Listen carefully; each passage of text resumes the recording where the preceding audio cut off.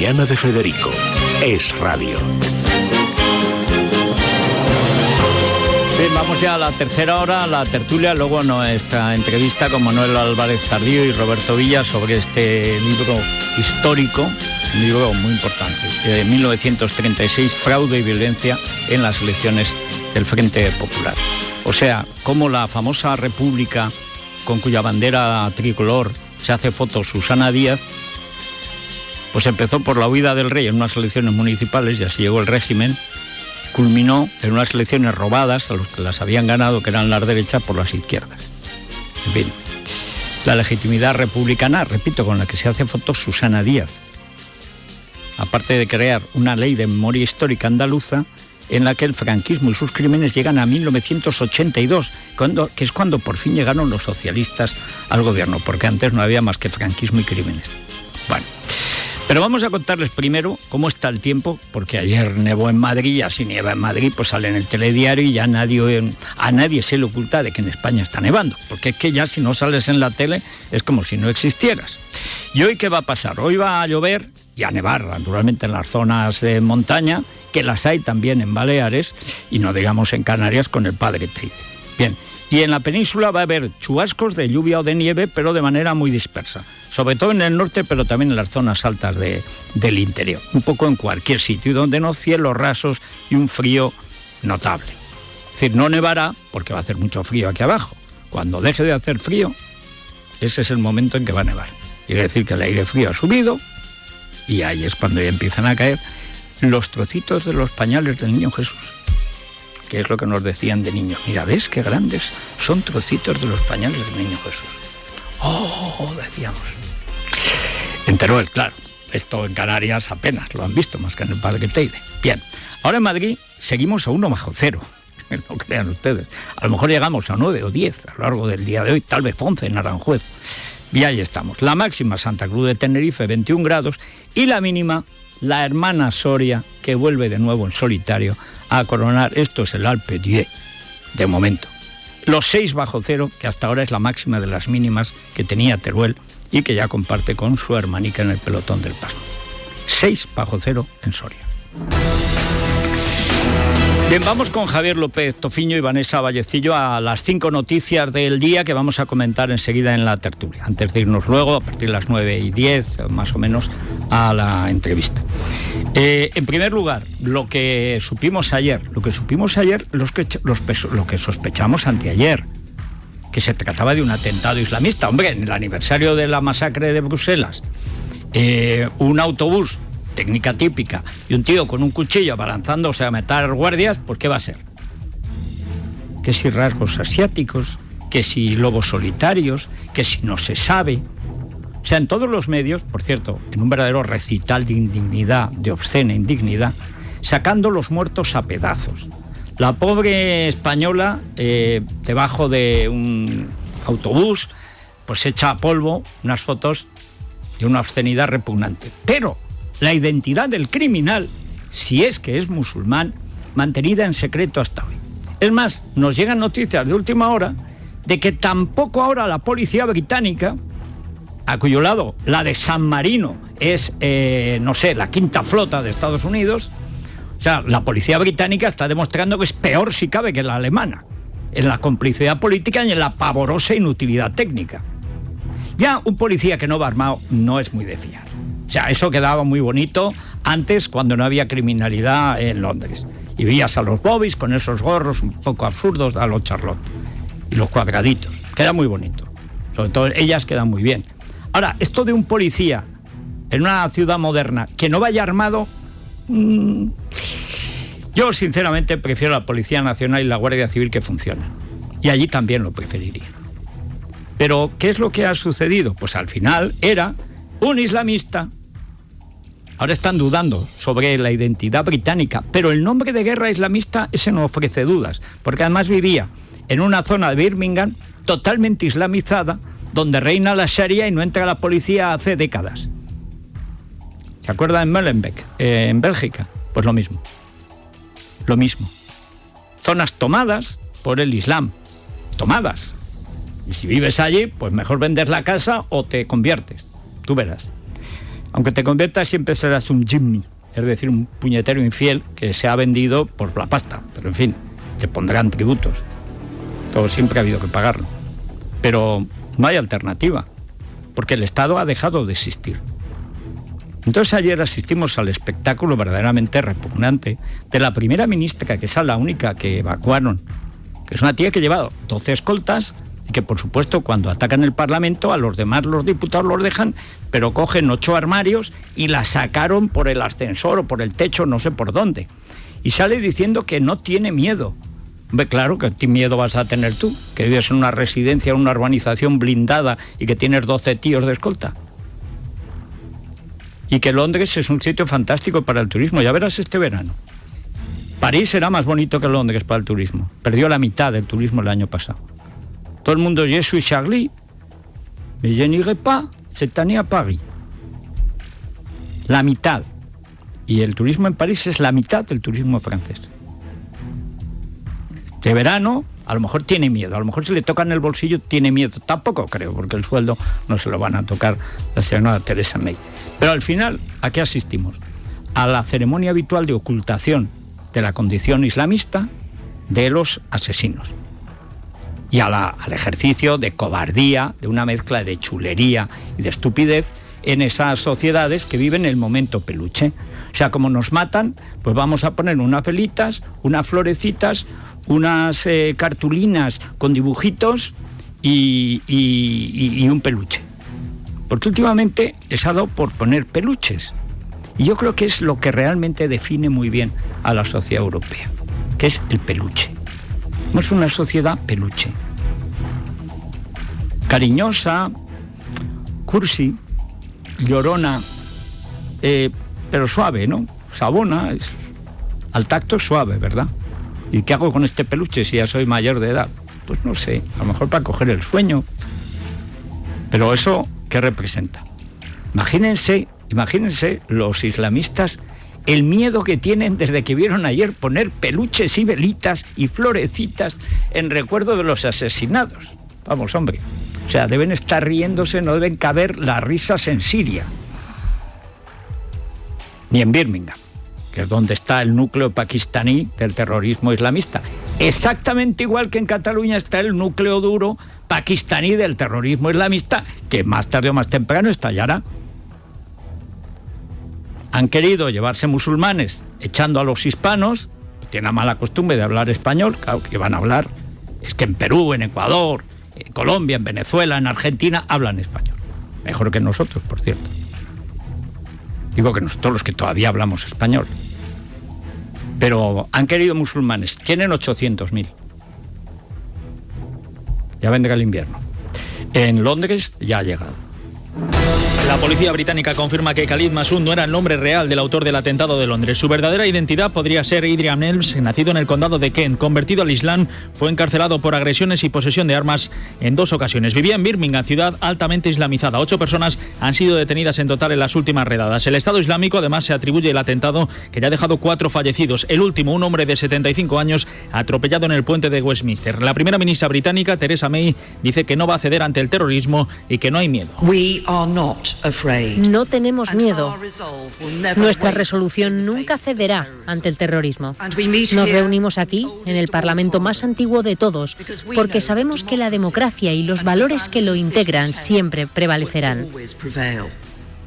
Esos valores, libertad de expresión, libertad, derechos humanos, están aquí representados.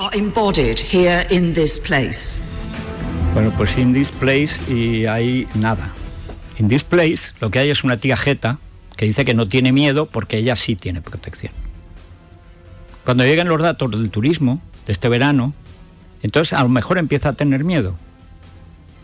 Porque a lo mejor entonces pensarán que lo que pasa es que falta seguridad en Londres. Que por llevarse bien con esa comunidad fantástica que es la islámica, cuya integración es plena en todas las ciudades y países europeos, en todos, para los turcos en Alemania, en Bélgica, en Francia, en la Banlieue, en el norte de Italia, por supuesto en Gran Bretaña, pero cómo no, y en Birmingham, bueno, que les vamos a contar de dónde venía el asesino.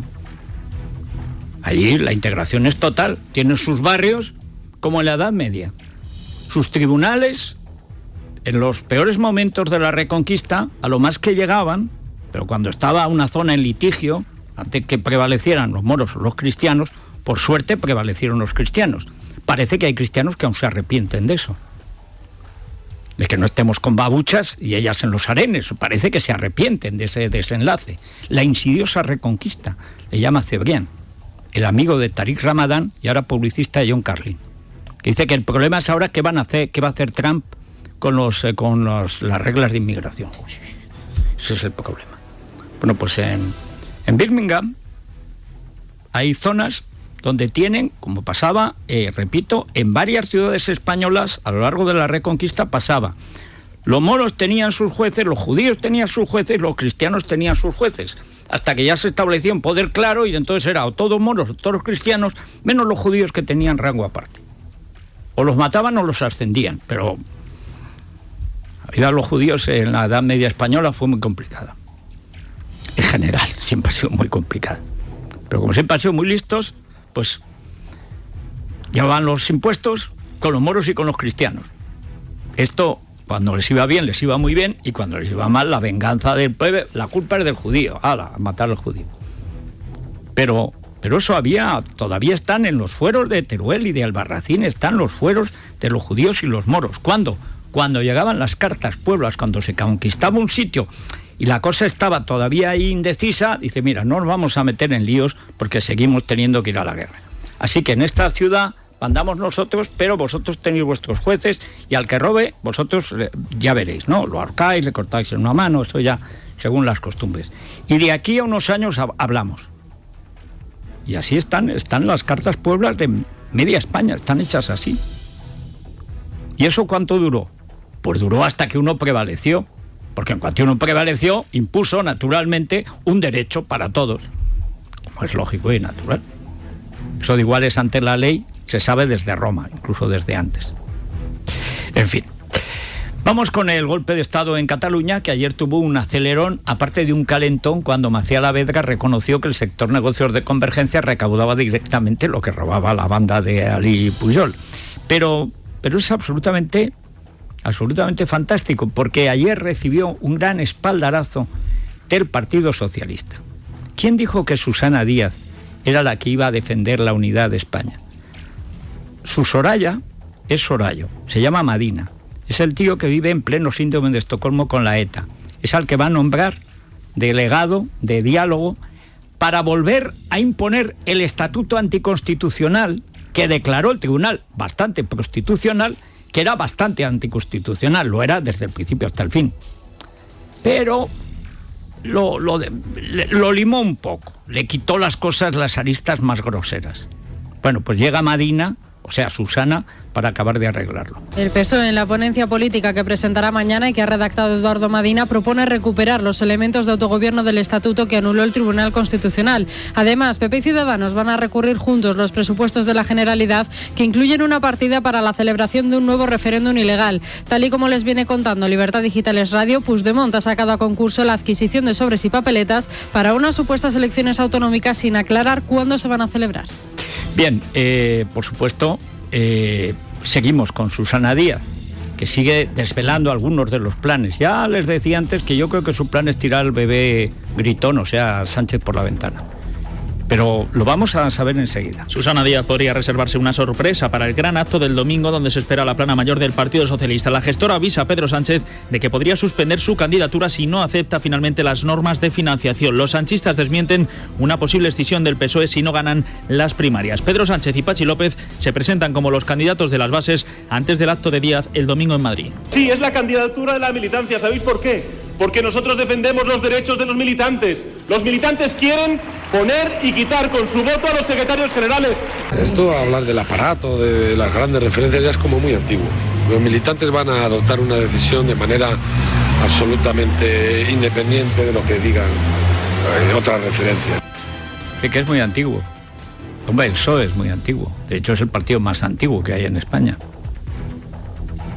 Sí. Un siglo y cuarto llevamos con él a cuestas. Camino del Calvario, periódicamente. Dice que es muy antiguo. Es que y se oye pasar el coche. Dice, vamos, ¿en cuál coge? Yo creo que ya indudablemente el de Susana Díaz. Pero bueno, vamos a Murcia, porque ayer Ciudadanos pues decidió meterse en otro charco.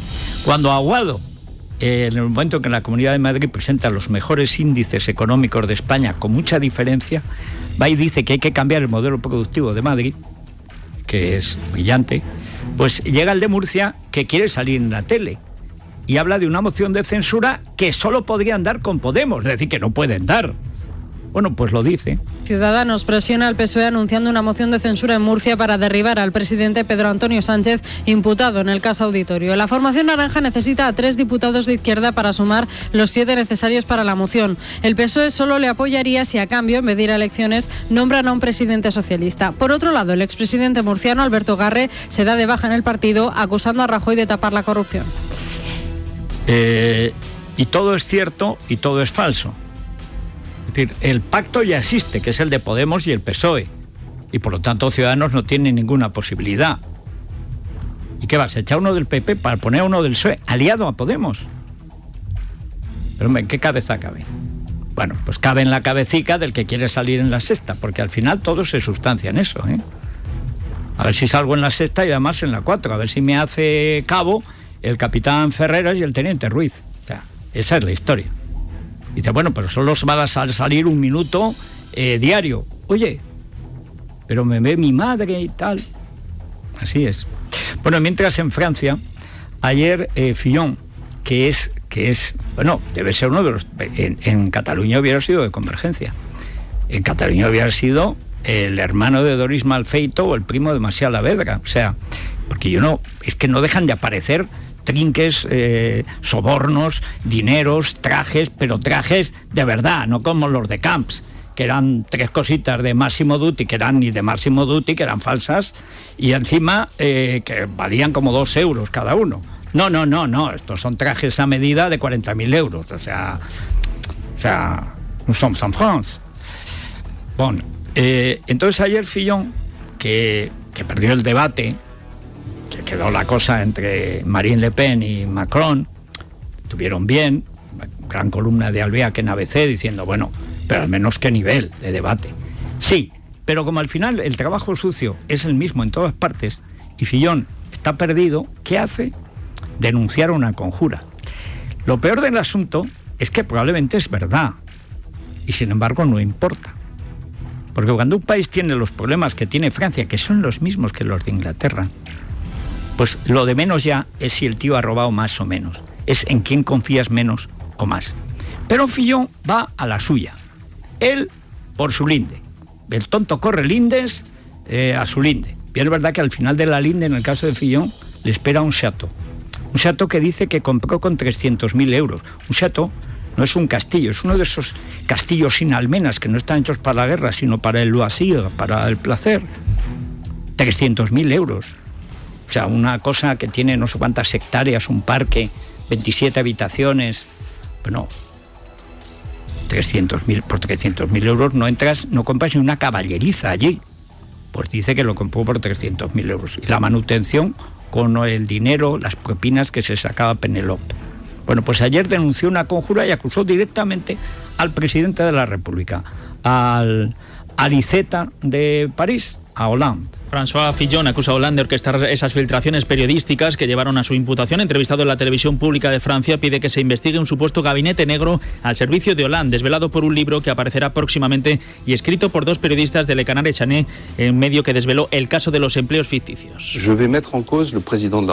Voy a acusar al presidente de la República. Pido solemnemente que haya una investigación sobre las alegaciones de este libro, porque es un escándalo de Estado. Si lo que aparece es cierto, creo que en la historia reciente de la Quinta República, un jefe de Estado nunca fue tan lejos en lo que sería una ilegalidad total.